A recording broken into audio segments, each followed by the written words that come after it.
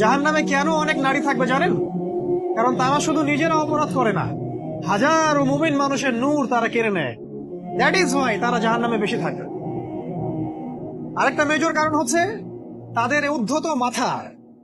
মেয়েদেরকে বলছি স্পেশালি, হয়তো এই কথাগুলো মেয়েদের কাছেও যাবে।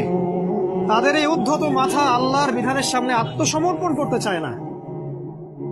তাদের এই উদ্ধত মাথাটা আল্লাহর বিধানের সামনে আত্মসমর্পণ করতে চায় না। এই কারণে তারা জাহান্নামে বেশি থাকবে। যে কোনো বিধান আল্লাহ তাদের সামনে বলেন, সব মেয়ের কথা বলছি না, ম্যাক্সিমাম বিভিন্ন যুক্তি তারা দিবে। সামি'না ওয়া আতা'না এই পর্যায়ের না, যুক্তি দিবে। পর্দা করলে কি এখন কেমন করে চাকরি করব, পর্দা করলে কেমন করে পড়াশোনা করা যায়, এখন তো যাইতেই হচ্ছে, কিছু তো করার নাই, বিভিন্ন যুক্তি, হাজারটা যুক্তি তারা দিবে।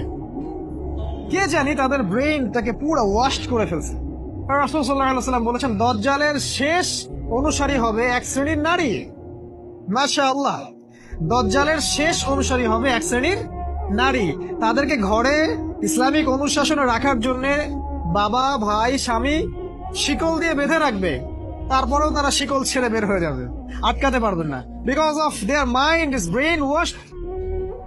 এ কারণে দেখা যায় তাদেরকে যখন কোনো বিধানের কথা আপনি বলবেন, তাদের এই উদ্ধত মাথাটা আল্লাহর বিধানের সামনে অবনত হতে চায় না, বিভিন্ন যুক্তি তর্ক তারা দেয়। এই কারণেই তাদের সংখ্যাটা জাহান্নামে বেশি হবে। আরো কারণ আছে, রাসূল বলেছেন সারা জীবন তাদের জন্য করবেন। স্পেশালি তাদের উদ্দেশ্য করে বলছি যাদের অ্যাফেয়ার আছে। যতই করেন, যত কিছুই করেন না কেন, আপনি যদি তাকে ভোগ বিলাস এবং পার্থিব সুখ শান্তি দিতে না পারেন, সে আপনাকে চিনবে না এক সময়।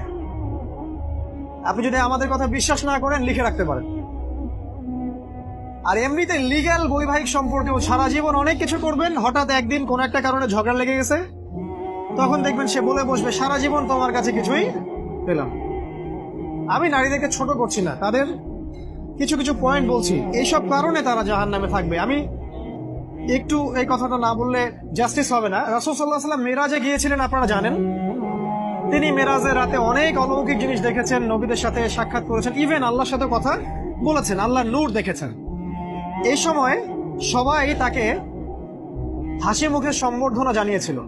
যার সাথেই দেখা হয়েছে তার সাথেই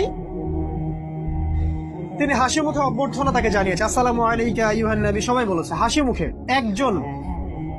একজন মালাক, একজন ফেরেশতা তাকে দেখে হাসেননি, একজন। আপনারা কি জানেন? রাসূল সাল্লাল্লাহু আলাইহি ওয়াসাল্লাম অবাক হয়েছিলেন। তিনি বলেছিলেন যে, ইয়া জিবরিল, ওর চেহারাটা এত গম্ভীর কেন, সে আমাকে দেখে হাসছে না কেন, তার মুখে হাসি নাই কেন? জিবরিল আমিন বলেছেন যে তার নাম হচ্ছে মালাক, সরি তার নাম মালিক, তার নাম মালিক, সূরা যুখরুফের মধ্যে আছে, তার নাম মালিক। যেদিন থেকে আল্লাহ জাহান্নাম সৃষ্টি করেছেন, সেদিন থেকে তাকে জাহান্নামের দায়িত্ব দিয়েছেন, অর্থাৎ জাহান্নামের হেড অফ ডিপার্টমেন্ট, ইনচার্জ। সেদিন থেকে তার মুখের হাসি উঠে গেছে। আমরা দোয়া করি আমরা যেন তার সাক্ষাৎ না পাই। তার কাছে পারমিশন নিয়ে রাসূল সাল্লাল্লাহু আলাইহি ওয়াসাল্লাম জাহান্নামের দিকে তাকিয়েছিলেন, ভিতরে দেখেছেন কি আছে। তিনি পরে যা ব্যাখ্যা করেছেন তা হলো, আমি দেখলাম সেখানে খালি মেয়ে আর সেখানে খালি নারী আর নারী।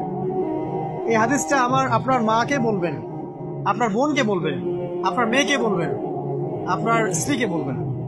এই হাদিসটা যদি কারো হৃদয়ের মধ্যে গেঁথে যেতে পারে, তার দ্বারা অন্যায় করা সম্ভব না। কিভাবে একটা মেয়ে সবকিছু উন্মুক্ত করে ঘুরতে পারে যখন অলরেডি তার আত্মা জাহান্নামে জ্বলছে, অলরেডি, কারণ ভবিষ্যৎ তো আল্লাহ জানেন। যেমন উমর রাদিয়াল্লাহু আনহু এর ঘর জান্নাতে আছে, রাসূল সেটা দেখে আসেন নাই?